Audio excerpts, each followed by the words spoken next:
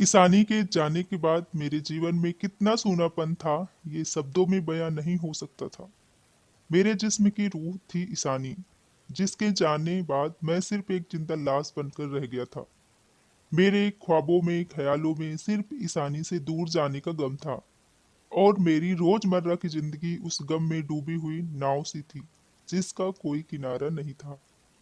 मुझे कुछ समझ नहीं आता था। दोस्तों कहते हैं कुछ जख्म सिर्फ समय ही भर सकता है, और मैंने अपने आप को पूरी तरह समय के हवाले कर दिया था। मेरे जीवन में रस, उमंग, आनंद सब ने मुंह मोड़ लिया था। इंतजार था तो सिर्फ ये देखने का कि वक्त के पहलू में मेरे लिए क्या है। एक शाम जब उदासी की चादर ओढ़कर मैंने थोड़ी सी आंख लगाई और ईशानी का चेहरा मेरे सामने आया, तो जी किया उसके सामने मैं खूब जी भर के रो लूं। मेरा मन बहुत तेजी से भरा हुआ था। अपनी बाहों में भर करके मैं उसे गले लगा करके रो लूं और उदासी का बोझ हल्का कर लूं, वो आंसुओं में बहा दूं। यूं ही ख्यालों में जाते हुए वो समय याद आया जब ईशानी मेरे साथ थी, और तभी इस बात का एहसास हुआ कि कितने बरस बीत गए हैं उसको गए हुए, और कितने बरस बीत गए हैं उन लम्हों को दोबारा जिए हुए। बरसों के बाद आज मेरे बदन में एक ख्वाहिश पैदा हुई। बरसों बाद आज दिल फिर से किसी के प्यार में डूब जाने को हुआ। आज बरसों बाद मेरे बदन ने फिर से कुछ आरजू करी। आधा सोया आधा जागा समय ईरानी के पहलू में पहुंच चुका था। अपना सिर उसकी गोद में रखकर बालों में उसके हाथों का एहसास ही मेरे लिए सुकून था।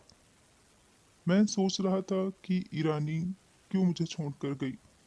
सुनो, तुमसे कुछ बात करनी है, जो मैं बहुत दिनों से सोच रही थी। मैं बोला, हाँ जान, कहो ना, मैं तो कब से तुम्हें सुनने के लिए बेताब हूँ। ईशानी ने कहा, तुम कब तक ऐसे रहोगे? कभी सोचा है कि तुम्हारी ये हालत देखकर मुझे कैसा लगता है? मैंने कुछ बोलने की कोशिश की तो उसने अपनी नर्म नाजुक उंगली से मेरे होंठ पे रख दिया और कहने लगी, अर्पित, तुम मुझसे एक वादा करो कि आज और अभी से तुम मेरे लिए मरना छोड़ के अपने लिए जीना शुरू करोगे। उसे मैंने कुछ कहना चाहा, तभी ईशानी ने अपने नर्म मुलायम होंठ मेरे होंठों से लगा दिए। यही तो वह एहसास था जिसके लिए मैं बेकरार था। यह स्पर्श ही तो था जिसने मेरा जीवन सूना कर दिया था। इसी की तो कमी थी मेरे जीवन में। मैं भी उस चुम्बन को पूर्ण करते हुए ईशानी का साथ देने लगा। ईशानी को चुभने से मेरे बदन में भावनाओं का ज्वार उठने लगा। ऐसा लगा जैसे बरसों की सूखी जमी पे बारिश की कुछ बूंदें पड़ गई हों। देखते ही देखते हम दोनों एक दूसरे के आगोश में आ गए। हमारे कपड़े बदन से कब अलग हो गए पता ही नहीं चला। बस एक दूसरे के साथ उत्तेजना से ओतप्रोत दो बदन एक दूसरे में समा जाने को आतुर हो रहे थे। ईशानी को चूमते और उसके होठों का मर्दन करते हुए मैं उसके ऊपर आ गया। वह भी मेरा पूरा साथ दे रही थी।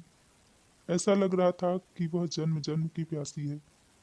ईशानी मुझे चूमते चाटते काटते अपनी बाहों में भरकर मुझे प्यार कर रही थी, और मेरे साथ मेरा पूरा साथ भी दे रही थी। दोस्तों, बरसों बाद मैं ईशानी को प्यार कर रहा था, और सिर्फ इस ख्याल में ही मैं उत्तेजना के चरम पर पहुंचने लगा। उसी क्षण ऐसा लगा जैसे मेरी रूह मेरे जिस्म से अलग हो गई हो। ईशानी ने मुझे कसकर पकड़ लिया, और हम दोनों की लड़खड़ाती भरी सांसें हम दोनों के प्रेम और संतुष्टि की गवाही दे रही थी। मैं जैसे ही ईशानी के बगल में आया, उसने मुझे चूम लिया, और मेरी तरफ देखते हुए उसने कहा, बेबी, जो बात मैं कहने जा रही हूँ, ध्यान से सुनो। मैं चाहती हूँ कि तुम अपनी जिंदगी खुश होकर जियो। मैं तो अब इस दुनिया में नहीं रही, लेकिन तुम्हारी मैं हमेशा रहूंगी। तुम अपने काम पर ध्यान दो, लोगों से मिलो जुलो, दोस्त बनाओ, प्यार में पड़ो, और अपनी जिंदगी को आगे बढ़ाओ। तभी मैं खुश रहूंगी। वरना तुम्हें दुखी देखकर मैं भी यूं ही भटकती रहूंगी।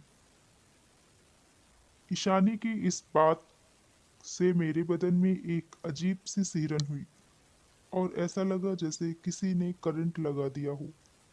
मेरा मन भारी हो गया। अजीब सी बेचैनी होने लगी। यूं लगा जैसे मैं सांस नहीं ले पा रहा। मैं बोलने की कोशिश कर रहा था, लेकिन मेरी आवाज नहीं निकल पा रही थी। मैंने बहुत कोशिश की और इस कोशिश में अचानक मेरी आंख खुल गई। आंख खुलते ही मुझे अजीब सा लगने लगा। मैंने देखा चारों तरफ गुप्त अंधेरा था। खिड़कियों से बाहर के बल्ब की रोशनी छन कर आ रही थी। मेरा पूरा शरीर पसीने में भीगा हुआ था। मैं उठकर बाथरूम गया, नहाकर फ्रेश होकर बाहर आया। फिर भी ईशानी की कही वो बात मेरे कानों में गूंज रही थी। और तब मुझे इस बात का एहसास हुआ कि मैं अभी थोड़ी देर पहले एक रूहानी ताकत से रूबरू हुआ हूँ। ऐसा मेरे साथ पहले कभी नहीं हुआ था। मेरा दिल दिमाग सब कुछ खुल चुका था और मुझे मेरे होने का एहसास हो रहा था। उस पल मैंने यह तय कर लिया कि अब मैं अपनी जिंदगी जीऊंगा, जिससे मेरी ईशानी को मुक्ति मिल सके। वीडियो पसंद आया है तो लाइक शेयर सब्सक्राइब जरूर करें दोस्तों। थैंक